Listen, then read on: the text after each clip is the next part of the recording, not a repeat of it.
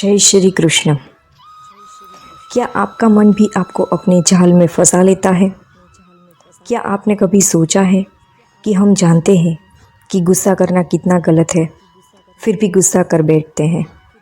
हम जानते हैं कि तनाव हमें कमज़ोर करता है, फिर भी हम उसी में उलझे रहते हैं। हम जानते हैं कि हमारे लिए क्या सही है, फिर भी अक्सर गलत रास्ता चुन लेते हैं। आखिर क्यों? यह सब मन की चाल है। मन बहुत छलिया है, यह हर पल बदलता रहता है। इसे जो चीज़ पसंद आ जाए वो हमें सही लगने लगती है, और जो पसंद ना आए उससे हम गलत मान लेते हैं। लेकिन जिसने इस मन की चाल को समझ लिया, उसने जीवन को जीत लिया। आज हम इसी मन की गहराई में उतरेंगे, इसे समझेंगे, इसे साधने के रास्ते जानेंगे। तो वीडियो को अंत तक ज़रूर देखें। और मित्रों, इस वीडियो को शुरू करने से पहले कमेंट में अपने सच्चे मन से श्री कृष्ण ज़रूर लिखें, और इस दिव्य यात्रा को आगे बढ़ाने के लिए वीडियो लाइक करें। अब हम चलते हैं इस यात्रा में गहराई से उतरने। मन की सबसे बड़ी चाल इच्छाओं का खेल है। मित्रों, क्या कभी ऐसा हुआ है कि आप बस 5 मिनट के लिए मोबाइल देखने बैठे थे और अचानक 1 घंटा बीत गया? या फिर आपने सोचा था कि बस एक टुकड़ा मिठाई खाएंगे, लेकिन पूरी प्लेट साफ कर दी? यह मन की चाल है। मन बार बार इच्छाओं को जन्म देता है। यह कहता है, बस एक बार देख लो, बस थोड़ा सा कर लो, और फिर हम उसमें पूरी तरह उलझा देते हैं। लेकिन अगर इसे पहचान लिया तो इससे बाहर निकलना भी संभव है। क्या आपने कभी गौर किया है, जब हम मंदिर में या ध्यान में बैठते हैं तब मन क्या करता है? वह इधर उधर दौड़ने लगता है। घर की बातें, ऑफिस की टेंशन, बीते हुए लम्हे, आने वाली परेशानियाँ सब एक साथ सामने आने लगते हैं। क्यों? क्योंकि मन का स्वभाव ही ऐसा है। यह बाहर भागता है, अंदर नहीं जाना चाहता। जब कोई बच्चा खिलौने की जिद करता है तो क्या वह उस खिलौने को हमेशा के लिए चाहता है? नहीं, बस कुछ ही दिनों में उसकी रुचि बदल जाती है। ऐसे ही हमारा मन भी नए नए खिलौनों के पीछे भागता रहता है। कभी धन, कभी सम्मान, कभी प्रेम, तो कभी भोग विलास। क्योंकि इंद्रियों से विषयों का संग होता है, संग से इच्छा उत्पन्न होती है, इच्छा से क्रोध उत्पन्न होता है, और क्रोध से विवेक नष्ट हो जाता है। यानी इच्छा ही मन की असली जड़ है। जब हम किसी चीज़ को पाने की इच्छा करते हैं और वह नहीं मिलती तो हम परेशान हो जाते हैं। संत कबीर कहते हैं, माया मरी न मन मरा, मर मर गए शरीर, आशा तृष्णा ना मरी, कह गए दास कबीर। यानी हम शरीर छोड़ सकते हैं लेकिन इच्छाएं नहीं छोड़ते, और जब तक इच्छाएं हैं तब तक मन हमें भटकाता रहेगा। यह मन अत्यंत चंचल, बलवान और हठी है।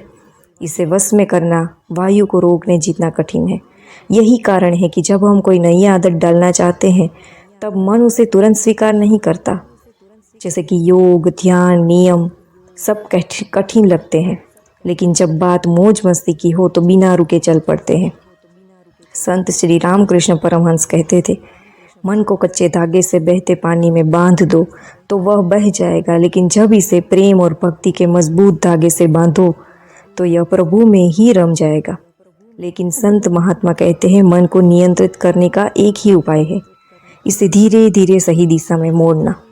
तो अब सवाल यह है कि आखिर हम इस चंचल मन को नियंत्रण में कैसे करें? तो आइए जानते हैं कृष्ण क्या कहते हैं मन को नियंत्रित करने के बारे में।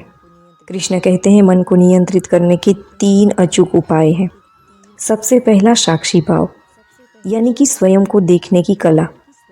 क्या आपने कभी यह अनुभव किया है कि आप किसी स्थिति में उलझे हुए हैं, लेकिन अगर थोड़ी दूर से देखें तो सब कुछ साफ साफ समझ आता है? मान लीजिए आप किसी झगड़े में हैं, गुस्सा आ रहा है, मन भारी हो रहा है, लेकिन उसी पल अगर आप खुद को थोड़ा अलग कर लें और सोचें, क्या यह झगड़ा इतना ज़रूरी है? आपकी प्रतिक्रिया बदल सकती है। जब आप अपने मन, विचारों और भावनाओं को जैसा है वैसा देख पाते हैं, बिना किसी प्रतिक्रिया के, तब आप सच में जागरूक होते हैं। यही अध्यात्म की सबसे बड़ी गहरी सीखों में से एक है। साक्षी भाव का अर्थ है हर चीज़ को देखने वाला, हर चीज़ को देखने वाला बन जाना, लेकिन उसमें उलझे बिना। आप सोचिए, जब आप कोई फिल्म देखते हैं तो आप उसमें खो जाते हैं, लेकिन कभी कभी आप यह भी जानते हैं कि यह सिर्फ एक फिल्म है। अगर किसी सीन में दर्द दिखाए जाए तो आपकी आंखों में आंसू आ सकते हैं, लेकिन कहीं ना कहीं आपको पता है कि यह असली नहीं है। अगर हम जीवन को भी इसी तरह देख सके कि यह एक लीला है, एक नाटक है और हम इसके केवल दर्शक हैं, तो हमारे दुख और परेशानियां खत्म होने लगती है। श्रीमद् भगवद गीता में भगवान श्री कृष्ण अर्जुन से कहते हैं, प्रकृति क्रियमाणानि निर्गुण कर्मणि संवस अहंकार विमूढ़ात्मा प्रकृते है गुणी। यानी कि प्रकृति के गुण ही सब कार्य कर रहे हैं, लेकिन अहंकार से भ्रमित जीव सोचता है कि मैं ही सब कुछ कर रहा हूँ, यानी सब कुछ हो रहा है लेकिन हम भ्रम में हैं कि हम इसे कर रहे हैं। मान लीजिए एक नदी है, नदी में पानी बहता रहता है। अगर आप नदी में कूदकर बहने लगेंगे तो आप धारा के नियंत्रण में आ जाते हैं, लेकिन अगर आप किनारे पर खड़े होकर देखते हैं तो आप समझ सकते हैं कि पानी कैसे बह रहा है, कहाँ मुड़ रहा है और कहाँ रुक रहा है। अब इसे अपने जीवन पर लागू करें। हमारा मन एक नदी की तरह है जिसमें विचारों और भावनाओं की धारा बह रही है। अगर आप उसमें बहने लगे हैं तो कभी गुस्सा, कभी दुख, भूख, कभी चिंता आपको अपने साथ बहा ले जाएगी। लेकिन अगर आप साक्षी बनकर किनारे पर खड़े हो जाएं, मतलब बस विचारों को देखें, उनसे जुड़े नहीं, को समझ में आ जाएगा कि यह मन सिर्फ मन का खेल है। संत श्री रामकृष्ण परमहंस कहते थे, मन एक बंदर की तरह है। अगर इसे खुला छोड़ दिया जाए तो यह इधर उधर कूदता रहेगा, लेकिन अगर इसे देखकर मुस्कुरा दिया जाए तो यह शांत होने लगता है। साक्षी भाव का यही रहस्य है, बस देखना बिना प्रतिक्रिया के। अगर इस सत्य को पहचान लिया तो साक्षी भाव स्वाभाविक रूप से आ जाएगा। दूसरा है संत समागम और हर कथा। आत्मा को जागरूक करने के लिए दिव्य मार्ग। दिव्य मार्ग, क्या आपने कभी सोचा है कि जब किसी संत के सानिध्य में बैठते हैं या हरी कथा सुनते हैं तो मन क्यों शांत होने लगता है? क्यों लगता है कि यह वाणी सीधी हमारे हृदय में प्रवेश कर रही है? क्योंकि यह केवल शब्द नहीं होते बल्कि सत्य की तरंगे होती है जो हमारी आत्मा को स्पर्श करती है। संत समागम, हरि कथा, तुलसी दुर्लभ दोए तथा संतों का संग और हर कथा, यह दोनों अत्यंत दुर्लभ है। इनका लाभ यदि मिल जाए तो सारे संशय दूर हो जाते हैं और जीवन में सब कुछ शुभ होने लगता है। अगर जीवन में सच्ची शांति और आनंद चाहिए तो संत समागम और हरि कथा से जुड़ना ही सबसे श्रेष्ठ मार्ग है। संत वो होते हैं जो स्वयं को, सत्य को पा चुके हैं और दूसरों को भी उसी मार्ग पर ले जाते हैं। भगवद गीता में श्री कृष्ण कहते हैं, तद्विधि प्रणिपात परिप्रश्नेन सेवया उपदेति ज्ञानम ज्ञान स तत्वदर्शना। सच्चे ज्ञानी तत्वदर्शी गुरु के पास जाकर विनम्रता से ज्ञान प्राप्त करो, उनसे प्रश्न करो और उनकी सेवा करो। वे तुम्हें आत्मज्ञान की शिक्षा देंगे। हरि अनंत हरि कथा अनंता, बिनु हरि कृपा मिले नहीं संता। इस पंक्ति का गहरा अर्थ यही है कि भगवान अनंत है, उसकी कथा भी अनंत है।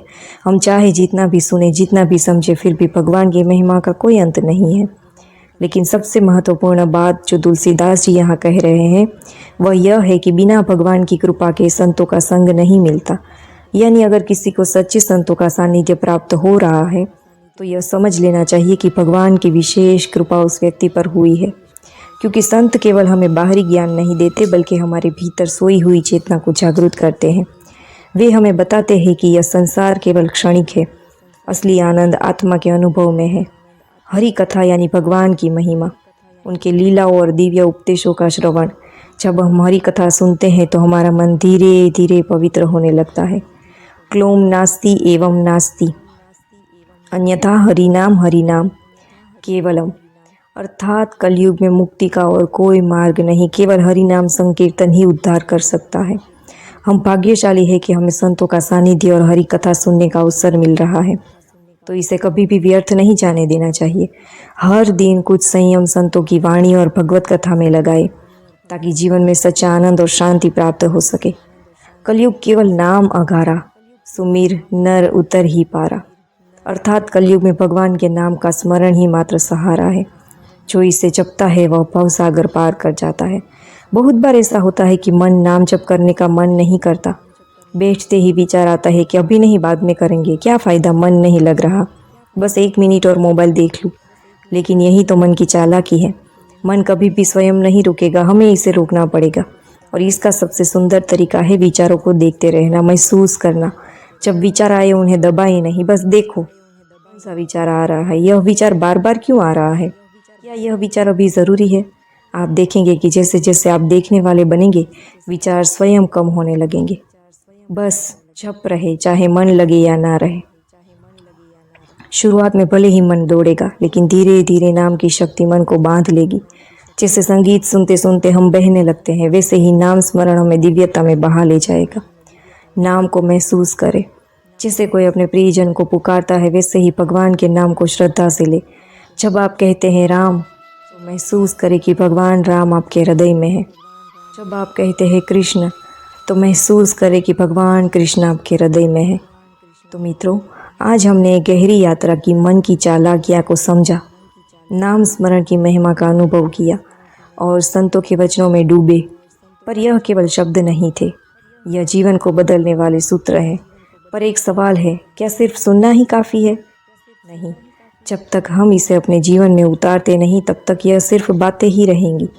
आज ही तय करें, अपने विचारों को देखने की कला सीखो। आज से ही हरि नाम का स्मरण जीवन में उतारो। आज से ही सच्चे संतों को और शास्त्रों के मार्गदर्शन में चलने का संकल्प लो, क्योंकि जीवन यूं ही बीत रहा है और अंत में वही साथ रहेगा जो हमने अपने भीतर संजोया।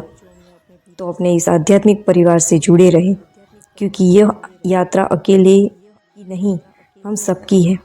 आपका एक प्यारा सा कमेंट हमें नई ऊर्जा देता है, तो कमेंट में जय श्री कृष्ण लिखकर अपनी मौजूदगी दर्ज कराएं।